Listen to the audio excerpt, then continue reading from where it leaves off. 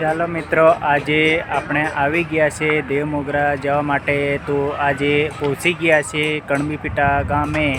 તો અહીંયાથી જ રસ્તો વળે છે, કણબીપીટા ગામ છે ત્યાંથી દેવમોગરા મંદિરે જવા માટે, યહામોગીના મંદિરે દર્શન કરવા માટે અહીંયાથી રસ્તો જાય।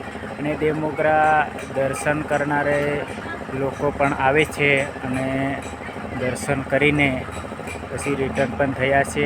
અમુક અત્યારે સાંજનો ટાઈમ છે એટલે જાય છે લોકો, અને મંદિરે દર્શન કરીને પછી ત્યાં બાધા ભવિષ્યને હજારી લઈને કોઈ માનતા છૂટવા જાય છે, કોઈ ખાલી દર્શન કરવા જાય છે, કોઈ સવા મહિનો રહીને પાલન કરીને જાય છે।